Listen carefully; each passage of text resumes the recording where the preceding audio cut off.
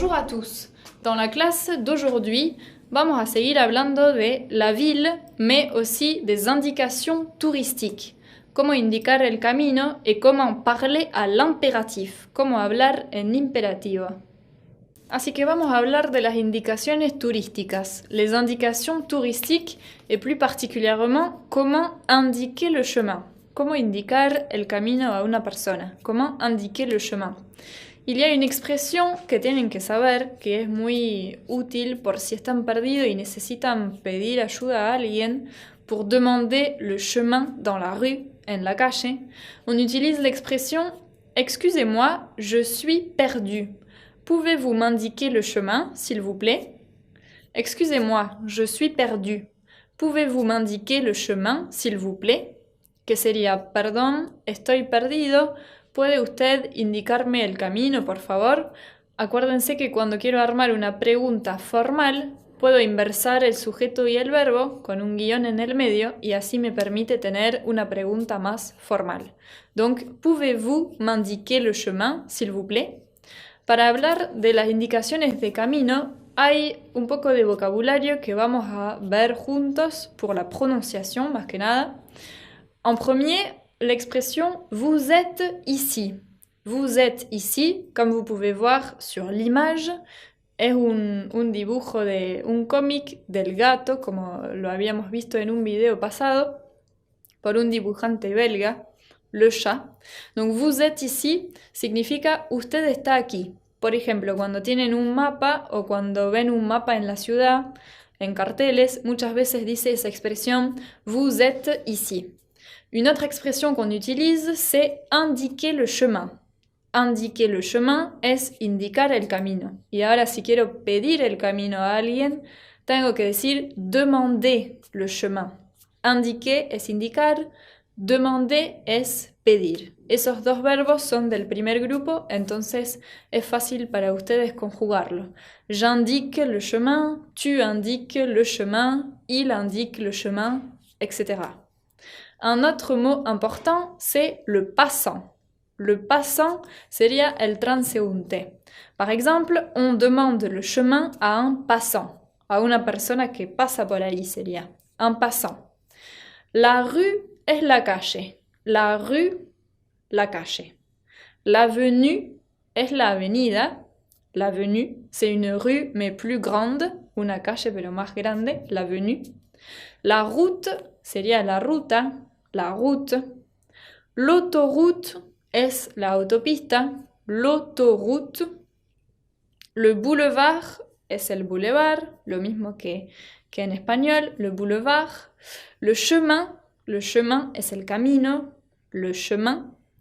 Les quais es algo nuevo que se está haciendo ahora con todas las ciudades que tienen río. Se están apropiando los muelles del río para armar paseos peatonales como una ribera a lo largo del río y ese lugar se llama les quais. Están les quais de la Seine, par exemple à Paris, les quais de la Garonne dans la ville de Bordeaux. En cualquier ciudad que tenga río, on trouve les quais. El río justamente se dice le fleuve. Le fleuve, par exemple, le fleuve de la Seine, le fleuve de la Garonne, le fleuve de la Loire. Hay muchos ríos en Francia. Y por fin, para hablar de la ciudad, ya lo vimos en un video pasado, pero se dice la ville. La ville es cuando es una ciudad grande. Y para hablar de un pueblo o de una ciudad más chica, on dit le village. Le village et la ville. La ville para un lugar grande, le village para un lugar más chico. Ahora, para indicar el camino, pour indiquer le chemin, mayormente se usan siempre los mismos verbos, les mêmes verbes. La majorité de ces verbes, c'est des verbes du premier groupe, qui terminent en ER, qui sont faciles à conjuguer, c'est des verbes réguliers. Ahora se usan algunos irréguliers, irregulares, que vimos en el video precedente, que son aller, prendre ou faire, par exemple. Pero si no, no se preocupen que son verbos fáciles de conjugar los que se suelen usar pour indiquer le chemin. Donc le verbe le plus utilisé, c'est le verbe aller. Par exemple, aller tout droit, aller jusqu'au supermarché, ir derecho, ir hasta el supermercado. Ce verbe aller, on l'utilise dans beaucoup d'expressions pour parler des indications de lieu, pour indiquer le chemin. Un autre verbe qu'on utilise beaucoup et qui est un verbe irrégulier, c'est le verbe prendre. Prendre, acuérdense que significa tomar. Par exemple, prendre la première à droite, prendre le boulevard Leclerc, tomar la primera a la derecha, tomar el boulevard Leclerc, le boulevard Leclerc. Prendre se usa para el tema de agarrar, tomar tal o tal calle, ¿no? Un autre verbe qu'on utilise beaucoup, c'est le verbe tourner. Tourner significa doblar o girar. Par exemple, tourner à droite, tourner à gauche, doblar a la derecha, doblar a la izquierda, non? Et le verbe tourner, c'est un verbe du premier groupe, donc facile à conjuguer. Un autre verbe très utilisé, c'est le verbe faire, el verbo hacer. Le verbe faire, c'est un verbe irrégulier que nous avons étudié ensemble, que ya estudiamos juntos. Par exemple, l'utilisation du verbe faire puede ser para decir faire quelques mètres, faire 200 mètres, hacer 200 metros, en el sentido de caminar 200 metros. Faire 200 mètres, faire 1 kilomètre, hacer 1 kilómetro, para indicar un lugar, ¿no? Un autre verbe qu'on utilise, c'est le verbe traverser. Traverser, c'est un verbe du premier groupe qui significa atravesar, traverser. On peut l'utiliser pour traverser le pont, atravesar un puente, traverser le parc, atravesar un parque, traverser la rue. Traverser la rue, en este sentido, sería más cruzar la calle, traverser la rue. Donc ce verbe traverser, il est très utilisé. Un autre verbe qu'on utilise, c'est le verbe longer. Longer significa ir a lo largo de, o podría traducirse como bordear. Longer, donc ce verbe on l'utilise pour longer l'avenue, longer le lac, bordear el lago, longer le fleuve, se podría decir bordear el río, ir a lo largo del río. On utilise le verbe longer. Un autre verbe, c'est le verbe passer. Passer significa pasar avec double S. Passer, c'est un verbe du premier groupe. Par exemple, passer sous le pont, pasar debajo del puente. On utilise le verbe passer pour donner une indication. Un autre verbe, c'est le verbe marcher. Muy obvio, el verbo caminar, qui est un verbe du premier groupe. Par exemple, marcher jusqu'à la boulangerie, marcher 300 mètres, caminar hasta la panadería, caminar 300 metros. On peut dire faire ou marcher quand on parle des mètres. Y el último verbo que se usa mucho es continuer. Continuer se puede traducir por continuar o por seguir. Par exemple, continuer tout droit. Continuer tout droit sería seguir derecho. Ou continuer jusqu'au feu. Continuer jusqu'au feu. Seguir hasta el semáforo. Le feu es el semáforo en la ciudad.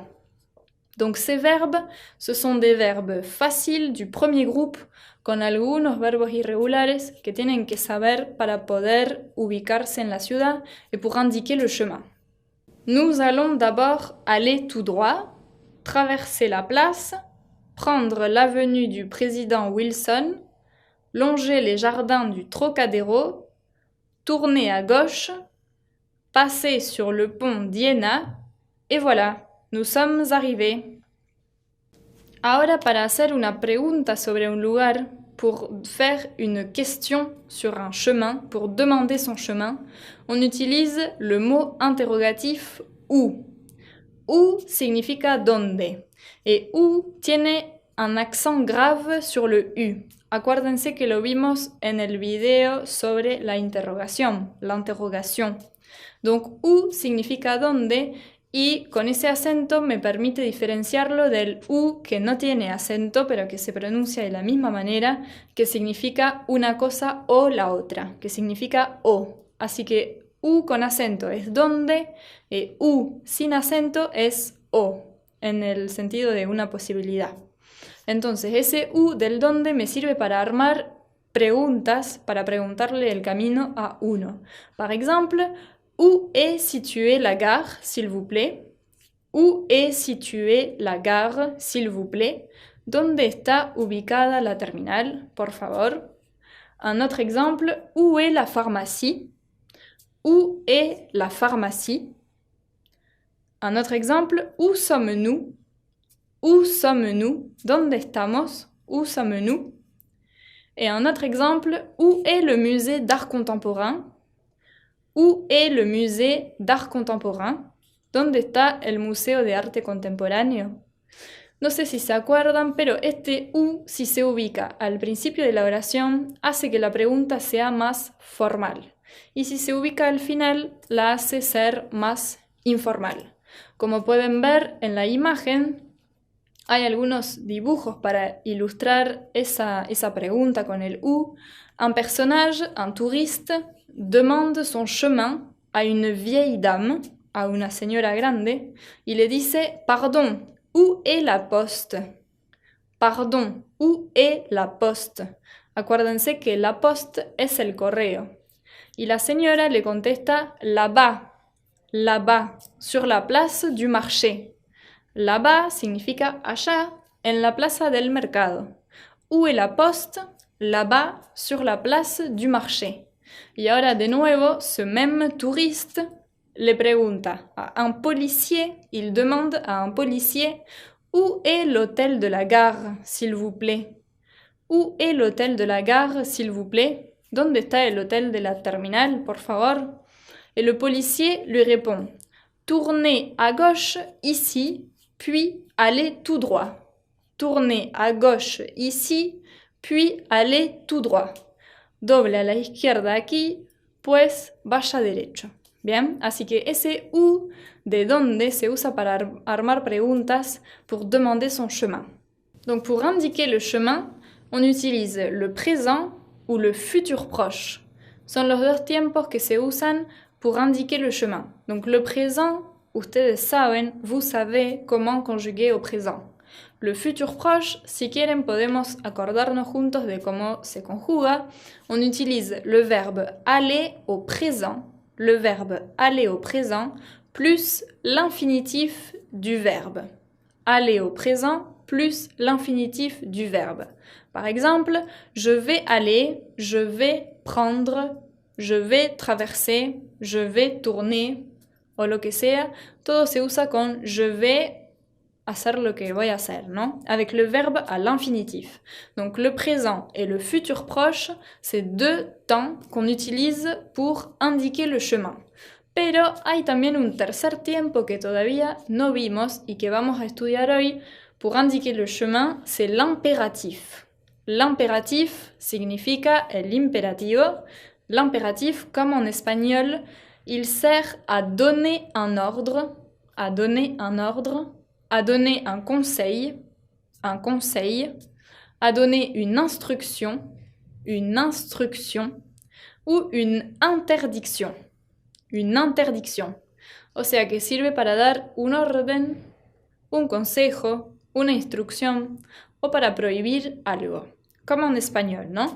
Et comment conjuguer les verbes à l'impératif? Vamos a verlo ahora juntos.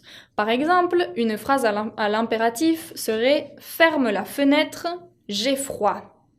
Ferme la fenêtre, j'ai froid. C'est un ordre, es una orden. Cierra la ventana, tengo frío. Ferme la fenêtre. Un autre exemple, on peut dire « Parlez plus fort ».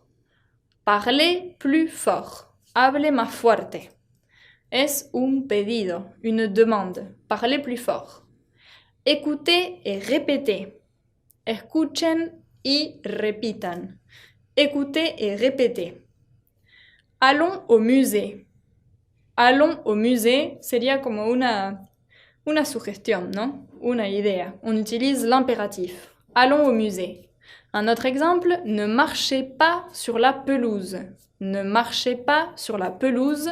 No pisen el césped sería une interdiction. Algo prohibido. Y último ejemplo, prends le métro. C'est plus rapide. Prends le métro. C'est plus rapide. Toma el subte. Es más rápido. C'est un conseil. Es un consejo. Donc, comment conjuguer les verbes à l'impératif? Comment conjugar al imperativo? Es muy simple, c'est très simple. Pour conjuguer à l'impératif, c'est exactement la même conjugaison qu'au présent. Exactamente lo mismo que al presente. La diferencia es, à l'impératif, il y a seulement 3 personnes. 3 personnes. Le tu, la deuxième personne du singulier, le nous, la première personne du pluriel, et le vous, la deuxième personne du pluriel. Se conjuga solamente con esas 3 personas. C'est comme en espagnol, avec tu, avec nous et avec vous. Y también la particularidad que tiene en francés l'impératif, c'est que les pronoms personnels sujets disparaissent. Los sujetos desaparecen. Acuérdense que yo siempre les decía que para cualquier verbo tiene que ir con su sujeto, con el pronombre. Je, tu, nous, etc. À l'impératif, c'est l'unique temps où on n'utilise pas les pronoms personnels. No se usan esos pronombres, no se dicen. Entonces, en vez de decir tu parles, à l'impératif, on dit seulement parle, ¿no? Y la otra diferencia que tiene con el presente, además de que no se usan los pronombres, es que se usa un point d'exclamation. On utilise le point d'exclamation, es un signo de exclamación para decir que es una orden o algo al final de la oración. Vamos a tomar como ejemplo le verbe prendre, que dijimos que se usa mucho pour indiquer le chemin. Donc prendre, on va le conjuguer au présent avec les 3 personnes, tu, nous et vous. On dit tu prends, nous prenons et vous prenez. Maintenant, si on conjugue le verbe prendre à l'impératif, fíjense, c'est exactement la même chose pour le verbe, sigue igual, pero le falta el pronombre sujeto y tiene punto de exclamación, un point d'exclamation. Avec la personne tu, on dit prends, directamente sin el pronombre. Prends, prenons, prenez.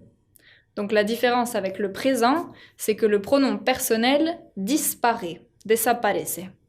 Ahora vamos a ver una pequeña excepción, c'est que pour les verbes du premier groupe, del primer grupo, que terminent en ER, la S finale de la persona tú desaparece también.